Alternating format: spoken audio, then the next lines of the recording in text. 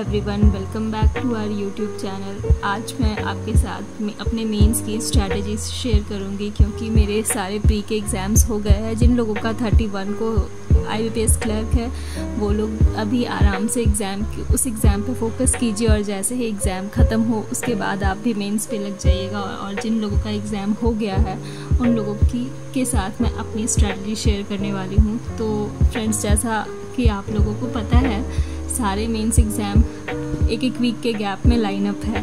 29 सितंबर को RRB PO के exams है, देन 6 अक्टूबर को RRB क्लर्क मेंस है, फिर 13 अक्टूबर को IBPS क्लर्क मेंस है। और ये तीनों एग्ज़ाम एक वीक के गैप में है। तो आप किसी के लिए भी ऐसा नहीं कर सकते हो कि बाद में पढ़े या पहले ये पढ़े। आपको तीनों एग्ज़ाम्स को एक साथ लेकर चलना पड़ेगा क्योंकि बहुत सारे लोग ऐसे भी होंगे जो दूसरे स्टेट से भरे होंगे तो उनको ट्रैवलिंग में आधा से ज़्यादा टाइम उनका निकल जाएगा। तो आप उस वीक तो नहीं पढ़ पाओगे उतना। तो बेटर होगा अभी जो 1 मंथ एग्जैक्ट हमारे पास टाइम है हम उस पर पूरी तरह से फोकस करें। तो स्टार्ट मैं करती हूँ कि आपको मेंस कैसे पढ़ना है, कहाँ से पढ़ना है। और IBPS PO भी जस्ट उसके 1 वीक के बाद होगा, मतलब 13 को ये आपका IBPS क्लर्क का मेंस है और 19 और 20 को PO अक्टूबर को IBPS PO के एग्ज़ाम्स है। तो मैं आपको बताऊंगी कैसे मैं क्या कर रही हूँ और आप लोग भी अगर चाहो तो फॉलो कर सकते हो। और अगर आपकी कोई और स्ट्रैटेजी है तो आप उसे भी बताइएगा। तो मैं सबसे पहले बात करूँ प्री और मेंस को बैलेंस करने की। तो देखिए, सबसे ज़रूरी है अभी के टाइम पे कि आप डेली एक मेंस का मॉक लगाइए। अगर आप डेली नहीं लगा सकते हो तो आप ऑल्टरनेट डेज पे लगाइए और उसमें भी आपको दिक्कत है तो फिर आप सेक्शनल मॉक लगाइए। मैं फुल प्लान आपको बताऊंगी। और रहा IBPS PO प्रीलिम्स की बात, तो आप अभी ऑल्टरनेट डेज पे लगाइए, फिर 15 डेज़ के बाद आप रेगुलर कर लीजिएगा, या अभी आप रेगुलर कीजिए 15 डेज़ के बाद ऑल्टरनेट डेज़ पे कर लीजिएगा। क्योंकि आप 29 सितंबर टू 13 अक्टूबर नहीं सोच सकते हो PO प्री का मेंस मॉक लगाने का क्योंकि टाइम नहीं मिलेगा आपको। तो बेटर होगा आप अभी ही, मतलब अभी के 15 to 20 डेज़ ही अच्छे से PO प्री के एक मॉक डेली लगाओ, सफिशिएंट है। उससे आपकी अच्छी खासी प्रैक्टिस हो जाएगी। और अगर आप मेंस पढ़ रहे हो तो प्री में भी वो आपको हेल्प करेगा। मॉक बस इसलिए लगाना है ताकि आपकी स्पीड कम ना हो सके, आपकी स्पीड मेंटेन रहे। तो मैं आपको सबसे पहले दिखाती हूँ 2023 का मेंस का पेपर कैसा आया था। उसकी मैंने प्रॉपर एनालिसिस की है। मैंने बहुत सारे टीचर्स के एनालिसिस वीडियो देखे हैं, उनके कट ऑफ प्रेडिक्शन देखे और उस बेसिस पे मैंने एक मतलब क्या क्वेश्चन आया था क्या नहीं मैंने लिख कर रखा है, मैं आपको दिखाती हूँ।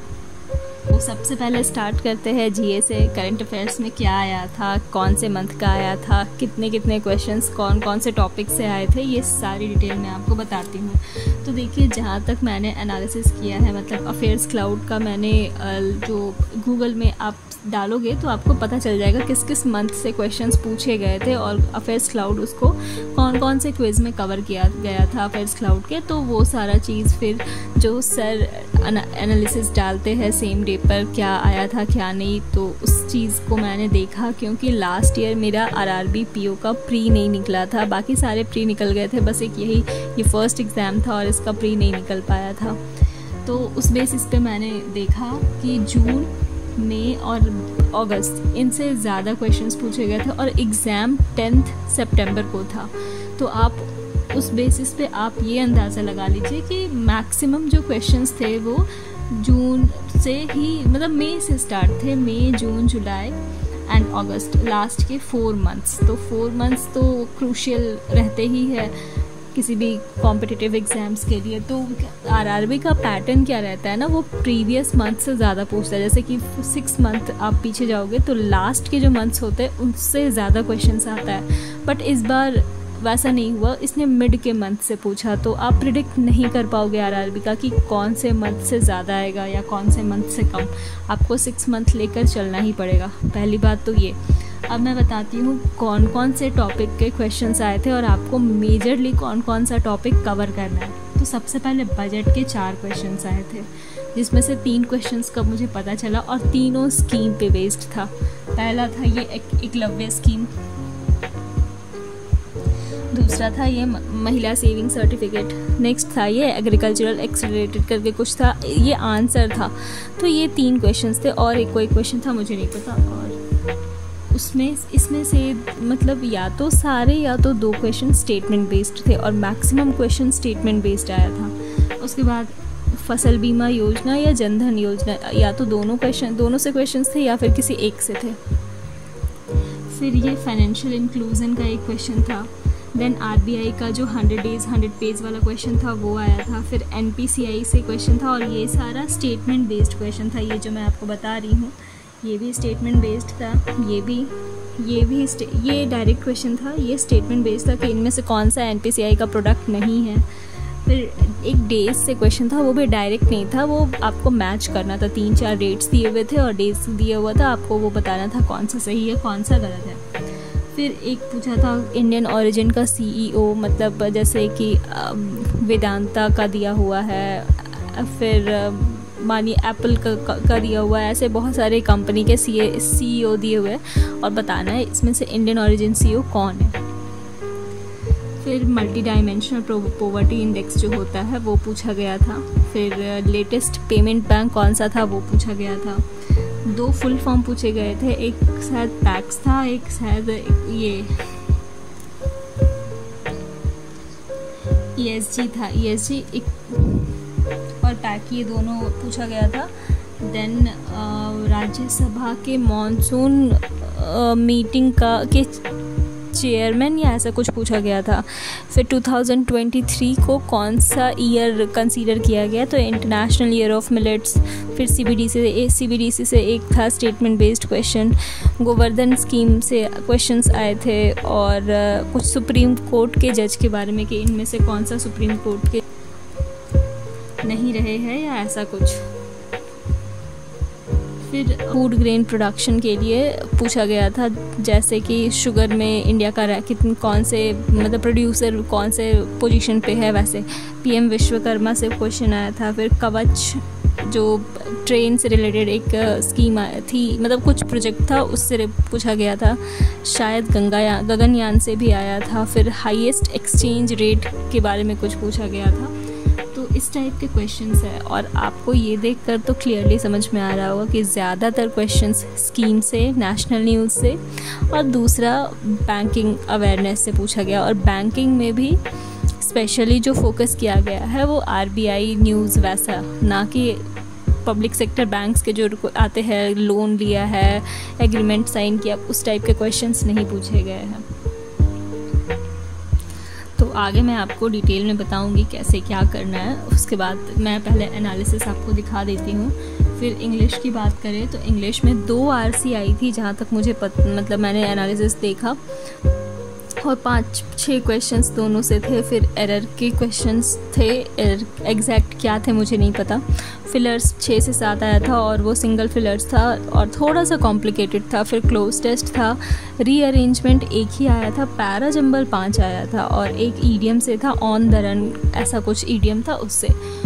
लेकिन मुझे ये पता चला है कि इंग्लिश मॉडरेट आया हुआ था, इंग्लिश में लोगों के अटेम्प्ट कम हो गए थे तो, और हिंदी शायद इजी आई थी, मुझे नहीं पता, लेकिन इंग्लिश थोड़ा मॉडरेट था, ये मैंने एनालिसिस में देखा। नेक्स्ट मैं बात करती हूँ रीजनिंग की। तो रीजनिंग में मशीन इनपुट के 5 क्वेश्चंस थे, देन डायरेक्शन के 3 थे। और मशीन इनपुट का जो क्वेश्चन था वो जो दोनों साइड से अरेंज होता है, इस टाइप का वी बनता है, वो वाला क्वेश्चन था। और अल्फ़ाबेट और नंबर का कुछ था। फिर ब्लड रिलेशन का एक ही क्वेश्चन था। ब्लड रिलेशन मुझे हमेशा फंसाता है, इसलिए मैं ब्लड रिलेशन को उतना अटेम्प्ट नहीं करती हूँ, और इसमें तो एक ही क्वेश्चन आया था। सिलॉग्स के 3 क्वेश्चंस थे और शायद ये 4-5 स्टेटमेंट वाला था, कोई सिंगल डबल स्टेटमेंट जैसे 2 स्टेटमेंट 3 स्टेटमेंट नहीं, 5-5 स्टेटमेंट इसमें बन रहे थे। फिर इनइक्वलिटी के 3 क्वेश्चंस थे, कुछ डेफिनेट फॉल्स या ऐसा कुछ वाला था। तो ये मिसलेनियस पार्ट है जिसमें आप स्कोर कर सकते हो अच्छा खासा। लॉजिकल की मैं बात करूँ तो लॉजिकल के 5 से 6 क्वेश्चंस आए थे और सर ने कहा कि आर्ग्यूमेंट बेस्ड ज़्यादा क्वेश्चंस थे, जैसे कि कोर्स ऑफ एक्शन होता है, अजम्पशन होता है, तो ये आर्ग्यूमेंट बेस्ड क्वेश्चन ज़्यादा आया था। फिर पज़ल्स की बात करें तो पज़ल्स पाँच आए थे शायद, हाँ 5 ही आए थे, जिसमें से एक अनसर्टेन था जिसके 3 क्वेश्चंस थे। कैटेगरी बेस्ड पजल थी और उसके भी 4-5 क्वेश्चंस थे। मंथ प्लस वेरिएबल था, मंथ और डेट होता है ना, 4 मंथ और 2 डेट वाला, वैसा। फिर स्क्वायर में वेरिएबल था और रो में भी वेरिएबल था, इस टाइप के। और आरआरबी में इसी टाइप के क्वेश्चंस आपको मिलेंगे। पज़ल नॉर्मल वाली पज़ल रहेगी और उसमें वेरिएबल वो लोग ऐड कर देंगे और फिर आपको थोड़ा सा कॉम्प्लिकेट करके दे देंगे। जैसे मैक्सिमम टाइम आपको मतलब उस टाइप के पज़ल्स आते हैं नेगेटिव सेंटेंसेस यूज़ करके, जैसे ये नीदर दिस नॉर ऐसा करके जो क्वेश्चंस होता है, जो उस टाइप के कि ये यहाँ नहीं जाता, ये वहाँ नहीं जाता, डायरेक्टली नहीं बताएंगे, इनडायरेक्टली इन्फॉर्मेशन दिया जाता है, उस टाइप के आरआरबी में ज़्यादा क्वेश्चंस बनते हैं। तो ये लास्ट ईयर का पैटर्न है, इस टाइप से लास्ट ईयर आया था। फिर मैथ्स की बात करूँ तो मैथ्स में तो 3 DI आई थी, एक तो पाई चार्ट और प्लस टेबल वाली थी। और मैथ्स थोड़ा डिफ़िकल्ट था, लेंदी क्वेश्चंस था इसमें। 1-2 क्वेश्चन इजी, मतलब इजी क्या मॉडरेट था, बाकी 2-3 बहुत ही लिंक करके बनाना, लंबा क्वेश्चन वैसे था। 5 केसलेट DI थी। केसलेट जो था वो सॉल्व तो ईज़िली हो जाता, उसमें कोई दिक्कत नहीं था, बट उसके जो क्वेश्चंस बन रहे थे वो बहुत ही लेंदी थे। देन टेबल DI आई थी और वो भी वेरिएबल वाला। फिर मिसिंग नंबर सीरीज़ के 4 क्वेश्चंस थे, क्वाड्रेटिक के 3 क्वेश्चंस थे, Q1 Q2 से 5 क्वेश्चंस थे। और उसमें ये टॉपिक था जिसमें प्रोबेबिलिटी से 2 क्वेश्चंस बन रहे थे, तो आप प्रोबेबिलिटी स्किप नहीं कर सकते हो। नेक्स्ट मैं अर्थमेटिक की बात करूं, बाकी के जितने भी क्वेश्चंस थे वो अर्थमेटिक से थे, जिसका टॉपिक था time and work, boat and stream, profit loss के 2 क्वेश्चन, CI SI मेंसुरेशन, ये सारे टॉपिक के क्वेश्चंस बन रहे थे। लास्ट कंप्यूटर की बात करें तो कंप्यूटर में अंकुश लांबा सर ने बताया था, जैसे वो भी एग्ज़ाम देते तो उन्होंने बताया, उनका मैंने एनालिसिस वीडियो देखा तो उन्होंने बताया कि MS ऑफिस और नेटवर्किंग से ही 20 क्वेश्चंस थे। और वैसे नहीं जैसे मतलब मॉक्स में देते बहुत ही कॉम्प्लिकेटेड नहीं, इजी क्वेश्चंस थे, शॉर्टकट कीज़ पूछा गया था। कुछ टॉपिक्स मैंने लिखा है जैसे इम्पैक्ट प्रिंटर, पेज ब्रेक वाला, water mark, octal number, IP address, इस टाइप के ये सब टॉपिक के क्वेश्चंस थे और इजी थे, उतने हार्ड क्वेश्चंस नहीं थे। तो ये रहा ओवरऑल लास्ट ईयर का एनालिसिस। इस पे बेस्ड मतलब इसी के बेसिस पे मैं आगे मतलब जो मेंस के लिए पढ़ना है वो पढ़ूंगी। अगर PO प्री नहीं भी क्लियर हुआ तो क्लर्क पे तो उम्मीद है कि क्लर्क क्लियर हो जाएगा और ये बेनिफिशियल ही होगा, आपको कोई नुकसान नहीं होगा। अगर आप भी दोनों में से कोई एक एग्ज़ाम या दोनों एग्ज़ाम में आपको लग रहा है कि आपने अच्छे से दिया है तो प्रिपरेशन आप मेंस की स्टार्ट कर दो। अगर यहाँ पे वर्क नहीं किया या आपका नहीं निकला एग्ज़ाम तो नेक्स्ट एग्ज़ाम में आपको वो फ़ायदा करेगा, क्योंकि अभी आसपास कोई प्री है नहीं। जो भी है आपका अक्टूबर 19 और 20 को PO का है, तो अच्छा होगा कि आप पूरी तरीके से मेंस में अभी फोकस करो। तो चलिए मैं बताती हूँ कि मेंस मैं कैसे कर रही हूँ, क्या कर रही हूँ और आप लोग कैसे कर सकते हो। तो स्टार्ट करते हैं। हाँ, तो चलिए बात करते हैं सबसे पहले मेंस की। मैंने आपको PO प्री का तो बता ही दिया, ऑल्टरनेट डेज पे या डेली बेसिस पे अभी मॉक दीजिए। कुछ दिन के बाद आप ऑल्टरनेट कर दीजिएगा, फिर आपको उधर 2-3 वीक तो टाइम मिलेगा नहीं प्री का मॉक देने का। तो सबसे पहले मैं रीजनिंग की बात करूं, क्योंकि इस बार सेक्शनल टाइमिंग इंट्रोड्यूस हो गया है, तो आप लास्ट ईयर के कट ऑफ या लास्ट ईयर के एनालिसिस पे मत जाइएगा। क्योंकि क्या होता है ना, जिनका रीजनिंग अच्छा है वो उन्होंने रीजनिंग में ज़्यादा टाइम दिया, जिनका मैथ्स अच्छा है उन्होंने मैथ्स में ज़्यादा टाइम दिया, और उसी बेसिस पे टीचर्स एनालिसिस वीडियो बना देते हैं। तो आप अलग अलग लोगों के एनालिसिस वीडियो देखोगे, उनका अलग अलग स्ट्रैटेजी है, वो अलग अलग टाइप से क्वेश्चंस अटेम्प्ट कर रहे हैं। इस बार जो मेजर चेंजेस होगा वो इसलिए टाइम की वजह से तो आएगा, अटेम्प्ट तो गिरेंगे सबके, क्योंकि जो रीजनिंग में ज़्यादा टाइम देते हैं और मैथ्स में ज़्यादा टाइम देते हैं वो दे नहीं पाएंगे, उनके पास भी 30 मिनट्स ही रहेगा और वो भी लिमिटेड अमाउंट में ही क्वेश्चंस अटेम्प्ट कर पाएंगे। तो मैं रीजनिंग की बात करूँ तो आप सबसे पहला चीज़ तो आप या तो डेली एक सेक्शनल मॉक लगाओ।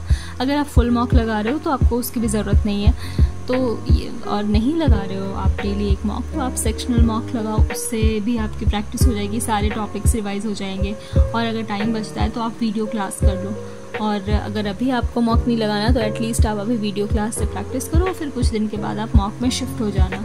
और टॉपिक वाइज मैं बात करूं, अगर आपको टॉपिक वाइज करना है तो आप क्रिटिकल रीजनिंग के डेली 10 क्वेश्चन तो एटलीस्ट सॉल्व कीजिए। देन पजल्स आप 3 से 4 पजल्स बनाइए, क्योंकि पजल्स 4-5 तो आ ही रहे, आप देख ही रहे हो। फिर मिसलेनियस टॉपिक्स को 30 मिनट्स दीजिए। जितने टॉपिक्स होते हैं सारे मतलब जैसे एक आपने मशीन एक दिन उठाकर सारा मशीन इनपुट पढ़ लिया, फिर एक दिन कोडिंग डिकोडिंग कर लिया, जितने भी रूल्स होते हैं वो एक बार देख लीजिएगा, उसके बाद आपको बनाने में इजी हो जाएगा। और आरआरबी पीओ है, उस IBPS पीओ या SBI पीओ लेवल का इनपुट आउटपुट नहीं आएगा,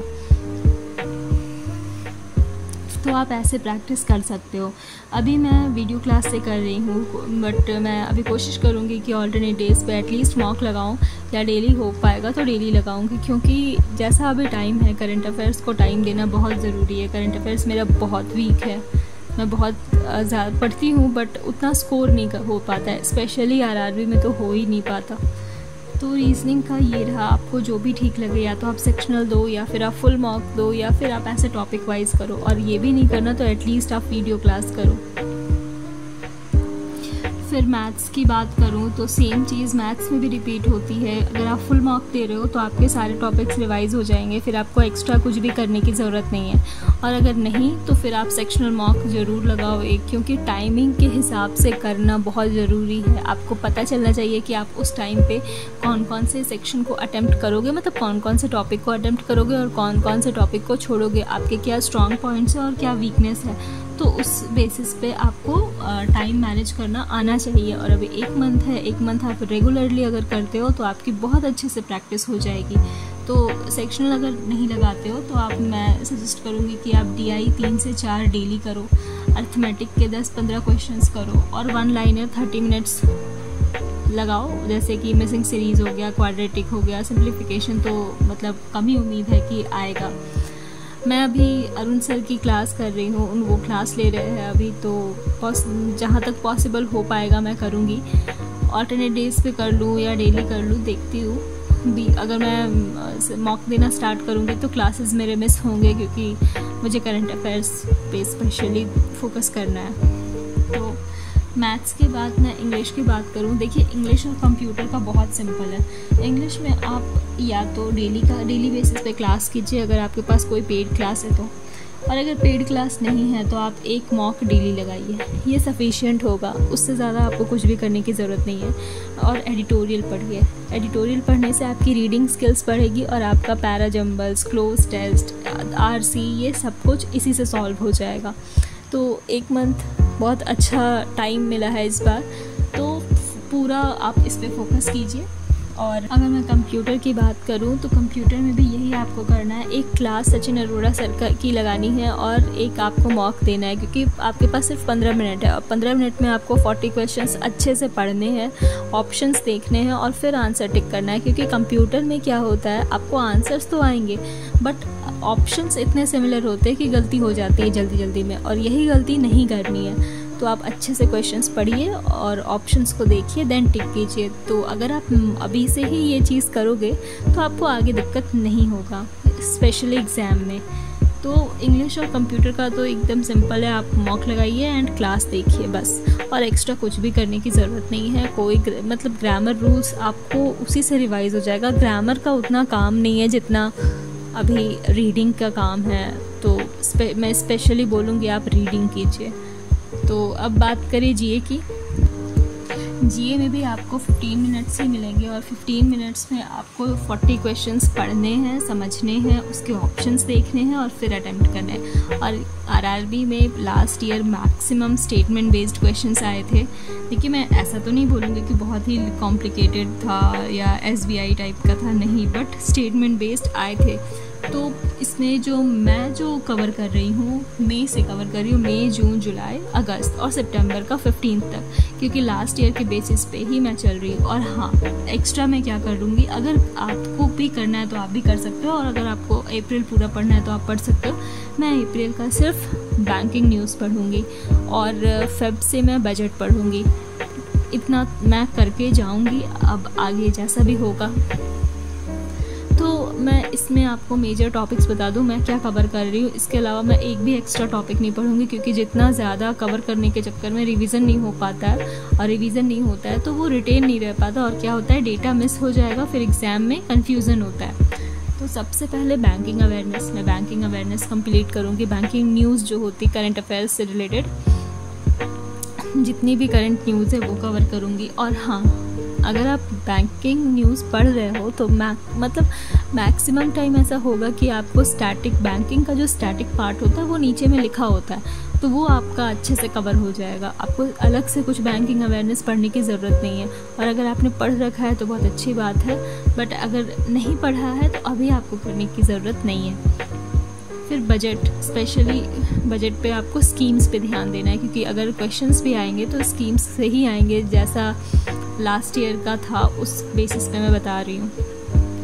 फिर नेशनल न्यूज़ आपको करना है, इंटरनेशनल करना है, और स्कीम्स, गवर्नमेंट स्कीम्स जो होते हैं, सेंट्रल गवर्नमेंट स्कीम्स जैसे PM जन धन योजना, फसल बीमा योजना, या अभी जो न्यू स्कीम्स आई है सब पे, और सबको अच्छे से करना है, क्योंकि इसी से स्टेटमेंट बेस्ड क्वेश्चंस बनेंगे। एक ये टॉपिक है, एक ये टॉपिक है, इन दोनों से ही स्टेटमेंट बेस्ड क्वेश्चंस बनेंगे एग्ज़ाम में। तो स्पेशली जो बैंकिंग न्यूज़ है उसमें RBI से रिलेटेड जितने भी न्यूज़ है आपको वो बहुत ही अच्छे से करना है। अगर आपको याद नहीं हो रहा तो आप लिख कर याद करो, बट करो।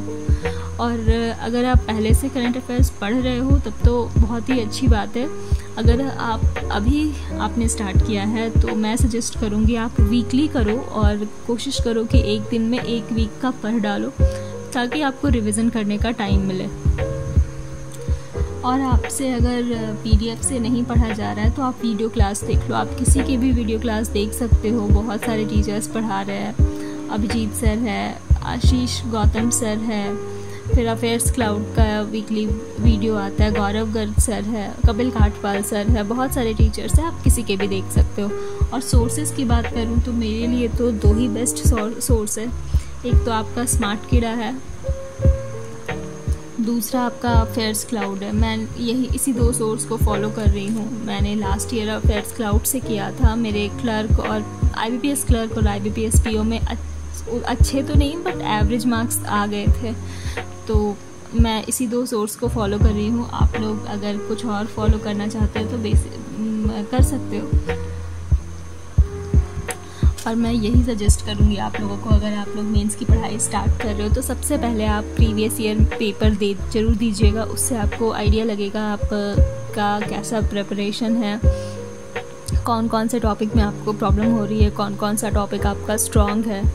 तो सबसे पहले प्रीवियस ईयर पेपर लगाइए।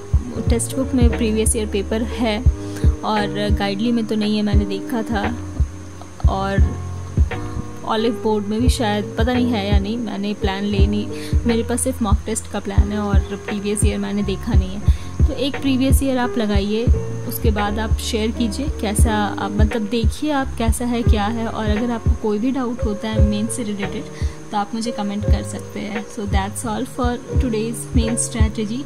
मैं बीच बीच में वीडियो डालते रहूँगी कैसे क्या हो रहा है क्या नहीं। तो बस इतना ही आज के लिए। आप लोगों को डाउट हो तो आप लोग कमेंट कीजिएगा। Thank you so much for watching.